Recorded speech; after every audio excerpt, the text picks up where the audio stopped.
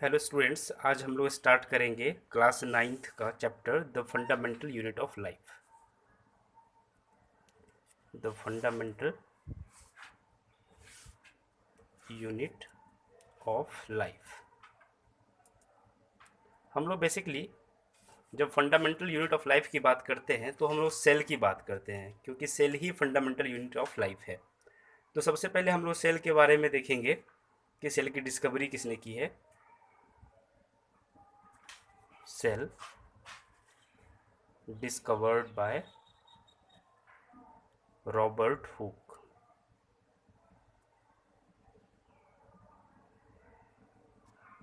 Robert Hooke ने जिस cell की डिस्कवरी करी थी, उन्होंने जो देखा था एक्चुअली में वो सेल वॉल था।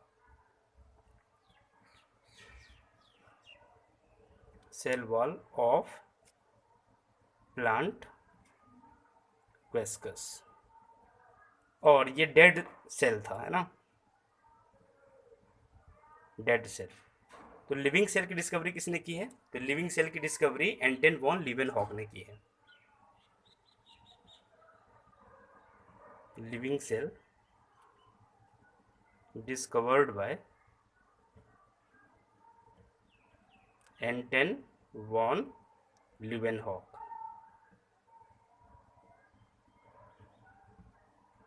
And the nucleus was discovered by Robert brown.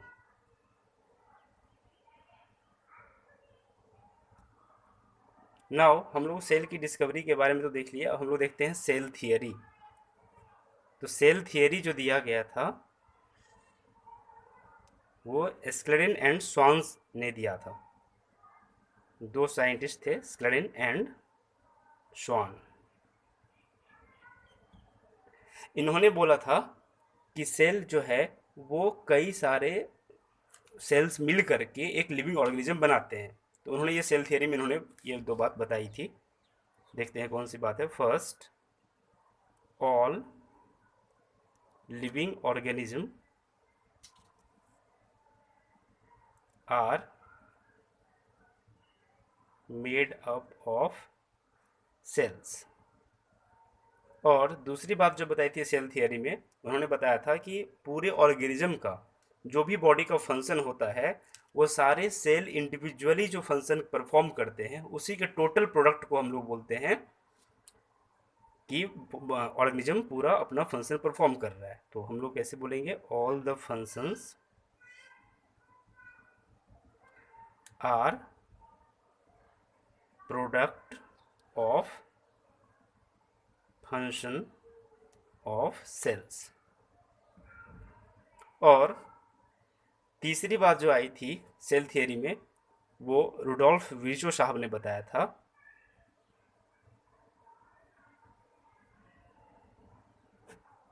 और फिर ये तीनों मिल करके इसे मॉडर्न सेल थियरी बताया गया। Modern cell theory.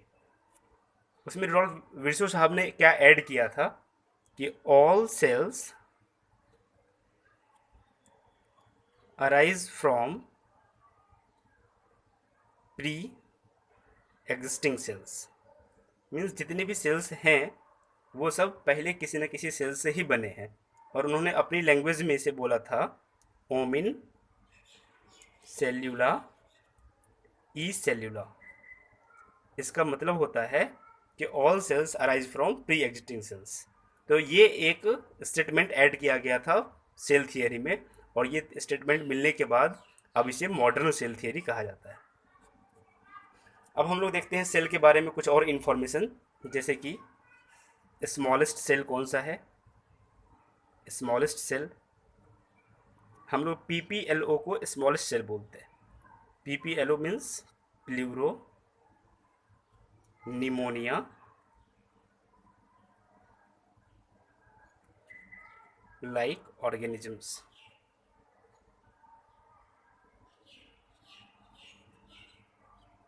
इसी को हम लोग माइकोप्लाज्मा भी बोलते हैं। माइकोप्लाज्मा बैक्टीरिया से भी छोटा होता है और इसमें सेल वॉल नहीं होता है। Smaller than bacteria and lacking cell wall.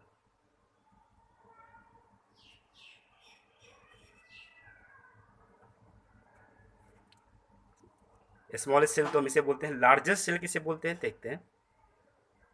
Largest cell, ostrich egg को हम लोग लार्जेस्ट सेल बोलते हैं, ऑस्ट्रिच एग।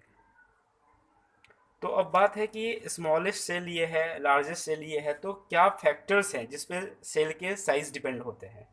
कोई भी सेल इतना बहुत बड़ा हो जाता है, कोई सेल काफ़ी छोटा होता है, तो वो क्या फैक्टर्स हैं। तो देखते हैं अब हम लोग factors. Factors for size of cell.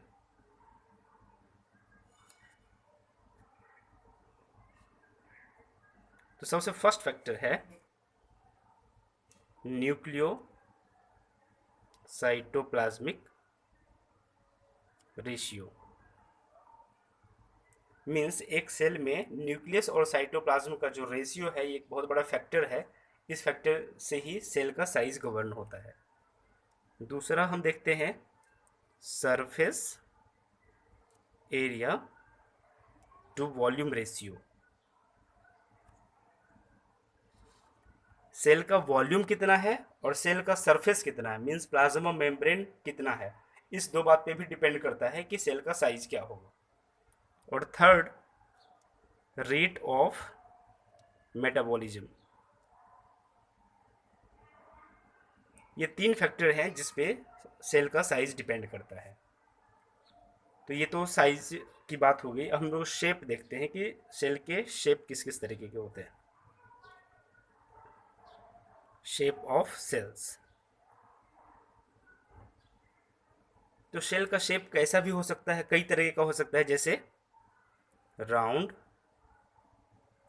It could be spindle shaped,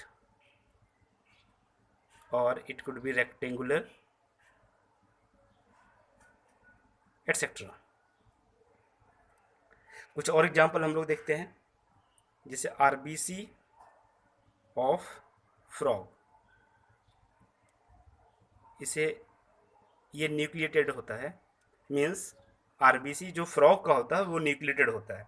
हम लोग इसका एग्जांपल क्यों ले रहे हैं यहाँ पे, क्योंकि ह्यूमन का जो आरबीसी होता है वो विदाउट न्यूक्लियस होता है, means without enucleated, means without nucleus.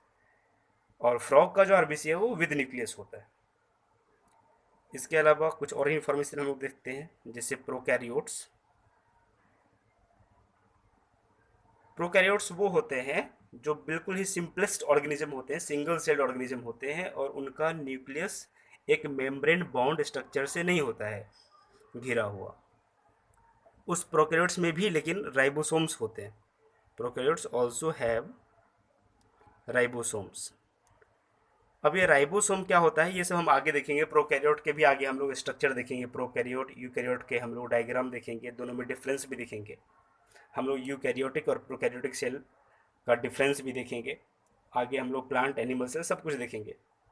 तो अभी इस क्लास में हम लोग सेल की बेसिक चीज़ को देख रहे हैं। नेक्स्ट वीडियो में हम लोग देखेंगे types of cell and the further their differences.